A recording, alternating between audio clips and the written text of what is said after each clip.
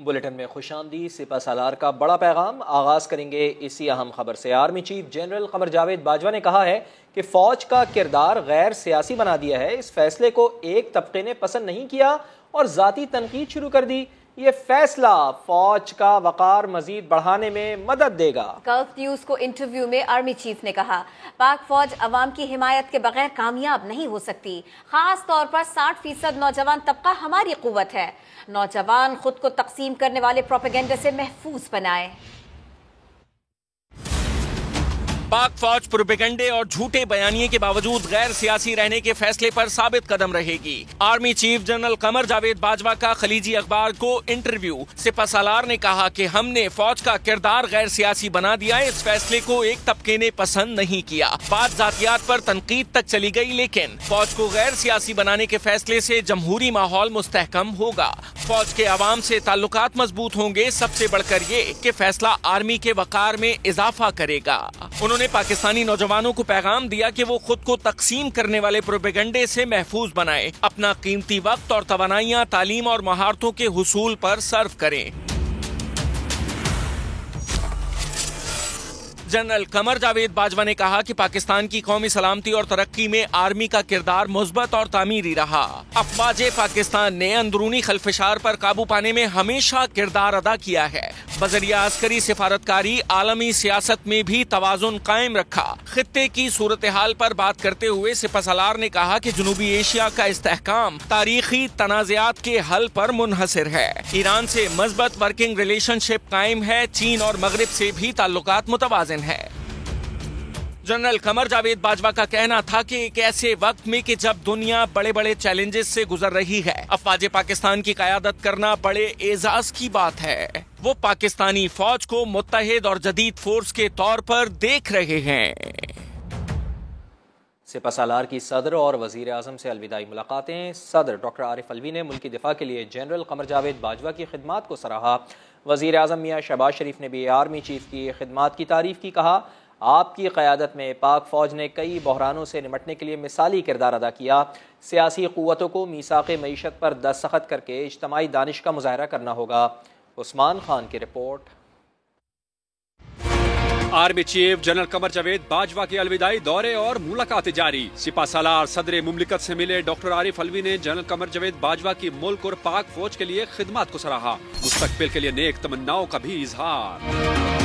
Army chief वजीर आजम शहबाज शरीफ से मुलाकात के लिए वजीर आजम हाउस पहुँचे। वजीर आजम ने जनरल कमर जावेद बाजवा का इस्तकबाल किया। कहा, आपको दुनिया की बेहतरीन आर्मी की क़यादत करने का एजाज हासिल हुआ। फैट ऑफ ग्रे लिस्ट से पाकिस्तान का नाम निकलवाने, कोरोना वबा और सैलाब समेत मुख्तलिफ बहरानों में जनरल बाजवा की क़यादत में पाक फौज ने मिसाली किरदार निभाया। दहशत गर्दी की आफियत को कुचलने के लिए भी जनरल बाजवा की सरबराही में आर्मी ने बेमिसाल शुजात और बहादुरी का मुजाहरा किया।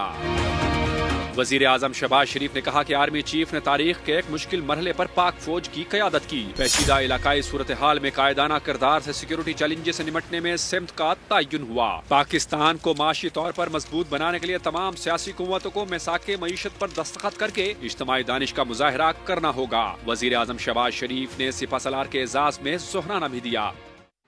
और अब सियासी मामलात। पीटीआई के इजलास में पंजाब और खैबर पख्तूनख्वा असम्बलियाँ तहलील करने के फैसले की तौसीक कर दी गई। फवाद चौधरी का कहना है कि जुमे को पंजाब और हफ्ते को खैबर पख्तूनख्वा की पार्लिमानी पार्टीज का इजलास होगा, जिसके बाद असम्बलियाँ तहलील कर दी जाएंगी। उनका कहना था कि आम इंतखाबात कुछ माह बाद भी हो जाए तो फर्क नहीं पड़ता, अगले 3 दिनों में टिकटों की तकसीम शुरू हो जाएगी। सूबाई असम्बलियाँ पंजाब और खैबर पख्तूनख्वा की असम्बली तहलील करने के फैसले की तौसीक कर दी गई। तहरीक इंसाफ का मुशावरती इजलास। पार्टी की अक्सरियत ने मुस्ताफी होने के बजाय असम्बलियाँ तहलील करने की तजवीज़ दी।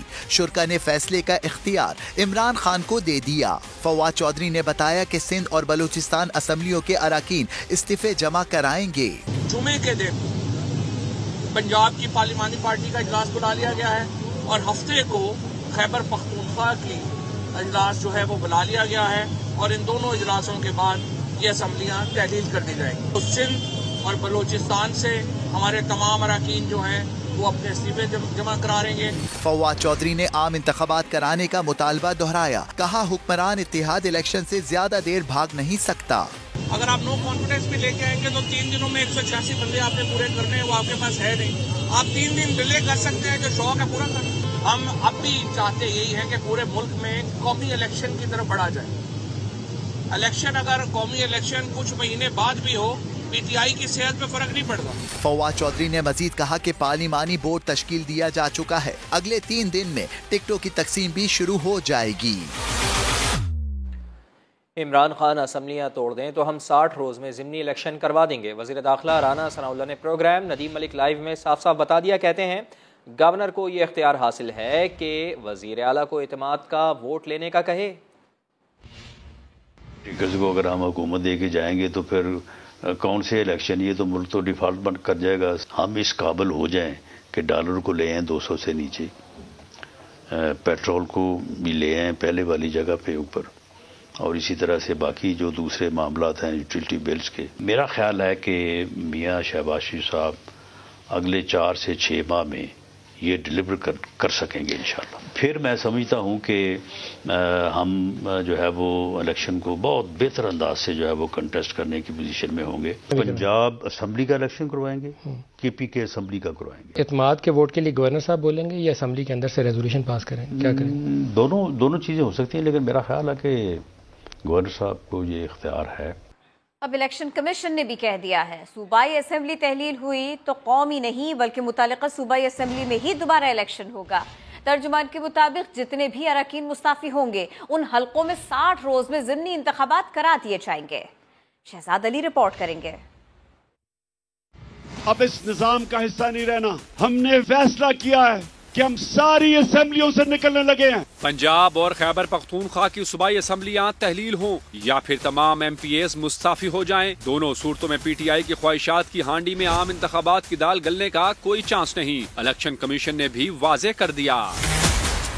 तर्जमान इलेक्शन कमीशन के मुताबिक कोई असम्बली तहलील होने की सूरत में सिर्फ उसी असम्बली का इंतखाब होगा या फिर जितने भी अरकान मुस्ताफी होंगे 60 रोज में उन हलकों में ज़िमनी इंतखाबात करा देंगे। इलेक्शन कमीशन के मुताबिक किसी भी सूबाई हलके के इंतखाब पर तकरीबन 5 से 7 करोड़ खर्च होगा। दोनों सूबाई असम्बलियाँ तहलील होने की सूरत में 400 से ज़ायद हलकों में इंतखाबात होंगे। कम अज कम 22.5 अरब रुपए का खर्च आएगा। तर्जमान इलेक्शन कमीशन से सवाल हुआ, क्या एक ही साल में ज़िमनी और आम इंतखाबात कराना मुश्किल नहीं होगा? जवाब मिला, हल्का बंदियों और बल्दियाती इंतखाबात भी मुश्किल काम था जो हम करके दिखा चुके हैं। शहजाद अली, समा, इस्लामाबाद। वज़ीर दिफा ख्वाजा आसिफ का कहना है कि इमरान खान ने जितने कार्ड खेले सब पिट गए, इस्तीफों का कार्ड भी पिट जाएगा। सवाल उठाया कि परवेज़ इलाही ने सियासत में कभी लंबा चौड़ा रिस्क नहीं लिया, वो इमरान खान के लिए कैसे रिस्क लेंगे? गैर आइनी गैर कानूनी सोच जो है वो इमरान खान की सोच है। जितने कार्ड उन्होंने खेले हैं पिछले 7-8 महीने के अंदर, सारे के सारे चालें उनकी पिट गई हैं। नेशनल असेंबली से तो पहले ही उन्होंने इस्तीफे दिए हुए हैं। उनके अपने लोग कभी कहते हैं हमने इस्तीफे दिए हुए हैं, कभी कहते हैं नहीं दिए हुए। आधे से ज़्यादा लोग जो है वो हमारे साथ राब्ते में हैं हमारे इस्तीफे ना मंजूर करना। असेंबलियाँ अगर टूटती हैं तो उसका क्या रिजल्ट निकलता है?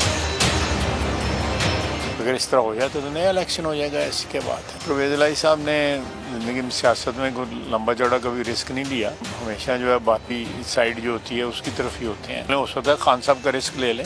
मेन मसला जो है आम आदमी की ज़िंदगी जो है ना उसको आसान बनाना है। हम उस पर कॉन्सनट्रेट करेंगे। इलेक्शन तक जितनी मुद्दत है हम चाहेंगे कि अगर पूरी तरह नहीं तो किसी हद तक जो है इकॉनमी जो है वो रिवाइव हो। इमरान खान की असेंबलियाँ तहलील करने के ऐलान पर मुस्लिम लीग नून का हंगामी इजलास। लीगी रहनुमाओं का कहना है पंजाब असेंबली अखरोट नहीं जो किसी की ख्वाहिश पर टूट जाए। पंजाब असेंबली को बचाने के लिए आखिरी हद तक जाएंगे। अब्बास नकवी की रिपोर्ट। हमने फैसला किया है कि हम सारी असेंबलियों से निकलने लगे हैं। इमरान खान के सियासी ऐलान का मुकाबला कैसे किया जाए? अपोजिशन लीडर हमजा शहबाज लीगी सीनियर अरकान असेंबली के साथ सर जोड़कर मॉडल टाउन में बैठ गए। इमरान खान के असेंबलियां तहलील करवाने के मंसूबे को नाकाम बनाने के लिए गवर्नर राज लगाने, वजीर आला पंजाब को इत्मीनान का वोट लेने का कहने और तहरीक अदम इत्मीनान लाने जैसे ऑप्शंस पर गौर किया गया। 2 घंटे जारी रहने वाले इजलास में मुस्लिम लीग नून ने तमाम ऑप्शंस इस्तेमाल करने का ऐलान कर दिया। मुस्लिम लीग नून की पार्लिमानी पार्टी आखिरी हद तक जाएगी कि पंजाब की असेंबलियों को तहलील ना किया जाए। ये हर उस जमात का जमहूरी हक है जो वोट लेके आई है कि असेंबलियों की मुद्दत जो है वो मुकम्मल हो। लीगी रहनुमा उस्मा बुखारी परवेज लाई पर बरस पड़ी, बोली पंजाब असम्बली क्या गुजरात की असम्बली है जहां आपने गुंडे भर्ती कर लिए हैं। इमरान खान चूंकि डिप्रेशन में है, इमरान खान अपने तमाम मकासद में फेल हुआ है, सो अब उसका रिजल्ट ये है कि आप असम्बलियों को तहस नहस कर दें।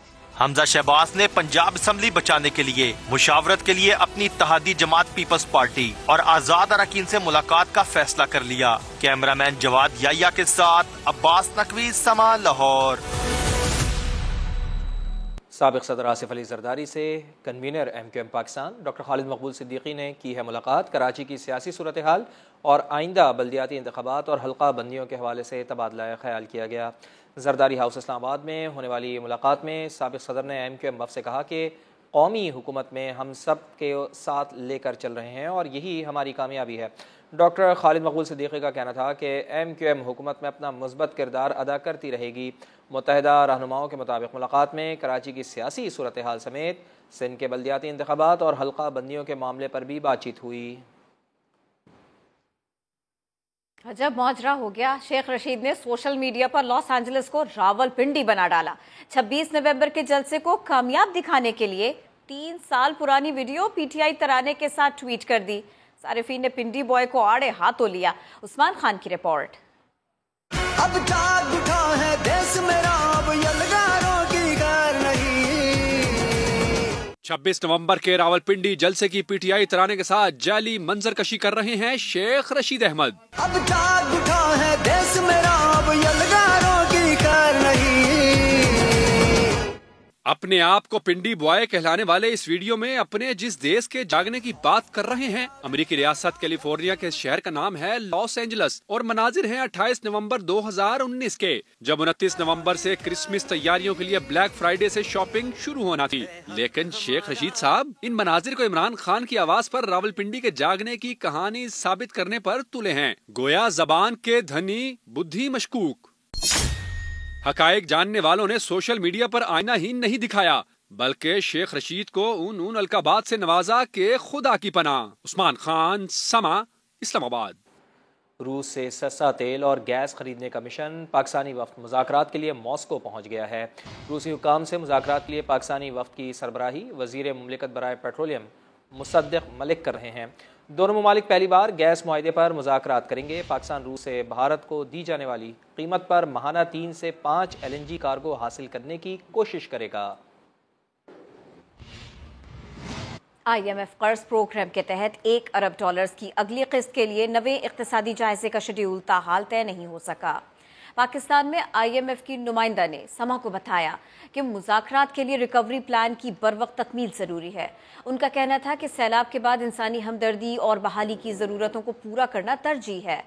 हुकाम वज़ारत ख़ज़ाना के मुताबिक IMF अखराजात में कमी और टैक्स रेवेन्यू में इजाफे पर जोर दे रहा है। रिकवरी प्लान को हतमी शक्ल देने पर काम जारी है। कारोबारी हफ्ते के पहले ही रोज पाकिस्तान स्टॉक एक्सचेंज लड़खड़ा गई। बड़ी मंदी के बाद 100 इंडेक्स 865 पॉइंट्स गिर गया। मार्केट 42,937 पॉइंट से गिरकर 42,071 पॉइंट्स पर बंद हुई। फी तोला सोना 1,750 रुपये महंगा होकर 1,61,300 रुपये की सतह पर पहुंच गया है। 10 ग्राम सोना 1,500 रुपये इजाफे से 1,38,288 रुपये का हो गया है। आज़ाद कश्मीर में पहले मरहले के बल्दियाती इंतखाबात पर अपडेट लेंगे। समा के नुमाइंदे अमीरुद्दीन मुगल हमारे साथ हैं, उनसे बात करेंगे। अमीरुद्दीन मुगल, मजमूई तौर पर क्या पोजीशंस बन रही हैं वो बताएं हमें। जी, जो अब तक के आदाब शुमार है जो बताए गए हैं उसके मुताबिक तो अब तक सबसे ज्यादा जो है आज़ाद उम्मीदवार जीत रहे हैं। तमाम ही काउंसिल्स में, डिस्ट्रिक्ट काउंसिल और म्यूनसिपल कमेटी में भी। और उसके बाद जमात में बात करें तो पीपल्स पार्टी इस वक्त सबसे आगे है, जिसके उम्मीदवार तमाम ही जो है काउंसिल्स में आगे जा रहे हैं। और दूसरे नंबर पे हुक्मरान जमात तहरीक इंसाफ है और तीसरे नंबर पे मुस्लिम लीग नून जो है वो जा रही है। इस तरह से अगर इत्तेहादी जमातें जो अपोजिशन की उनकी बात करें तो वो हुक्मरान जमात पीपल्स पार्टी के काफी पीछे छोड़ दी है। उनके तकरीबन मुजफ्फराबाद में म्यूनसिपल कॉर्पोरेशन जो कि सबसे बड़ी कॉर्पोरेशन है उसमें नून लीग जो है जीत चुकी है मुस्लिम लीग नून PTI से, और जिला कौंसिल मुजफ्फराबाद जो है वो PTI के मुकाबले में पीपल्स पार्टी जो है वो इस वक्त अक्सरियत में है। इसी तरह टाउन कमेटीज और म्यूनसिपल कमेटी में भी जो है वहाँ का ट्रेंड भी आप बता रहे हैं, बहुत शुक्रिया।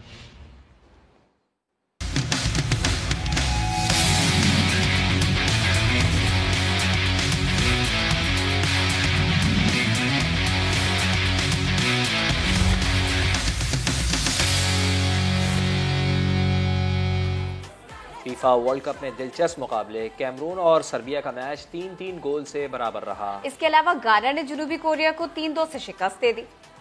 फीफा वर्ल्ड कप के ग्रुप मैच में ब्राजील और स्विट्जरलैंड आमने सामने। मिनी ब्राजील लियारी में फैंस का जोशो खरोश देखने वाला है। मजीद अपडेट करेंगे समा के नुमाइंदे हुजैफा खान। जी हुजैफा। जी बिल्कुल, फीफा वर्ल्ड कप के मैचेस कतर में जारी हैं। 974 स्टेडियम के अंदर ब्राजील और स्विट्जरलैंड की टीमें मध्य मुकाबले हैं, लेकिन एक स्टेडियम कराची का यानी लियारी का स्टेडियम है जहां ब्राजील के सपोर्टर्स की बहुत बड़ी तादाद मौजूद है। पूरा ग्राउंड ब्राजील के सपोर्टर्स से भरा हुआ है। ब्राजील के झंडे उठाए हुए हैं, ब्राजील की जर्सियां पहने हुए हैं, हक में नारेबाजी कर रहे हैं और कह रहे हैं कि ब्राजील जीतेगा स्विट्जरलैंड के खिलाफ इस मैच को। वो कहते हैं इस बात से मायूस होने की जरूरत नहीं है कि नेमार इस मैच में नहीं खेल रहे। ब्राजील की टीम के तमाम खिलाड़ी मैच विनर हैं और ना वो सिर्फ ये मैच जीतेंगे बल्कि साथ साथ वर्ल्ड कप भी जीतेंगे। इस मोहब्बत की बात की तो उनका कहना है कि ब्राजील का और लियारी का बहुत पुराना रिश्ता है और ये रिश्ता हमेशा के लिए ऐसे ही जारी रहेगा। जी बहुत शुक्रिया आपका, आप हमें आगाह कर रहे थे। फीफा वर्ल्ड कप में मराकश के हाथों बेल्जियम की शिकस्त पर ब्रसेल्स में हंगामे फूट पड़े। शिकस्त पर गमज़दा हज़ारों अफराद ने ब्रसेल्स की सड़कों पर एहतजाज किया। अहम तकरीब के बारे में आपको बताएं, बड़ी तकरीब के बारे में आपको बताएं। पाक फौज में कमांड की तब्दीली की तकरीब कल GHQ में होगी। सुबुकदोश होने वाले सिपह सालार जनरल कमर जावेद बाजवा पाक फौज की कमान नए army chief general Asim Munir के हवाले करेंगे। तब्दीली कमांड की इस पुरवकार तकरीब में क्या होता है, किस तरह से होता है, इसमें रिवायत क्या है, इसी बारे में मजीद बताएंगे हमारे साथी एंकर फराज अहमद।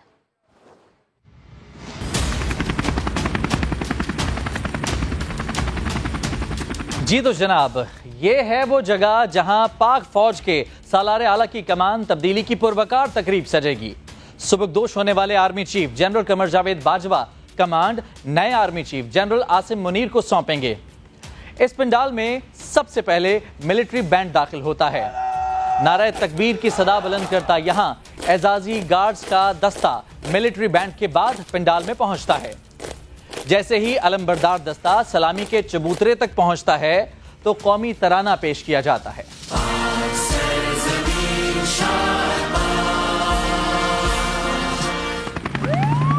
कौमी तराने के बाद पहले जनरल आसिम मुनीर पंडाल पहुंचेंगे, उसके बाद जनरल कमर जावेद बाजवा आएंगे।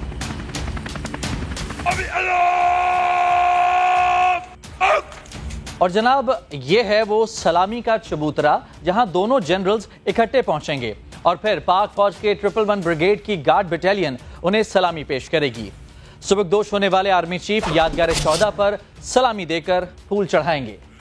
सुबकदोश होने वाले सिपह सलार गार्ड ऑफ ऑनर का मुआयना करने के बाद मुख्तसर खिताब भी करते हैं और तकरीब के आखिर में रुखसत होने वाले आर्मी चीफ इस छड़ी को, जिसे मलाका केन कहते हैं, नए आर्मी चीफ के सुपुर्द करेंगे। यह पाक फौज की कमान तब्दीली का बाज़ाब्ता ऐलान होता है। आखिर में नारे तकबीर और पाकिस्तान जिंदाबाद की सदाओं के साथ ये पुरवकार तकरीब इख्तिताम को पहुंच जाती है।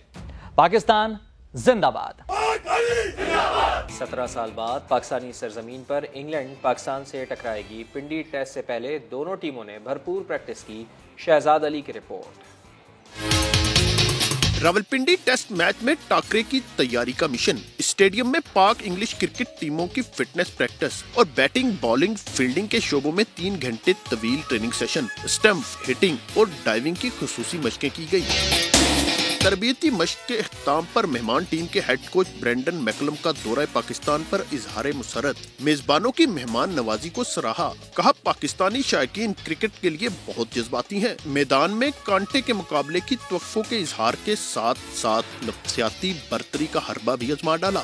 Pakistan squad is well rounded. It's got some experience and some youth, and that'll be a tough challenge. And we know, it's obviously a big loss. Shaheen Sharafrido, I know him. He's a wonderful bowler.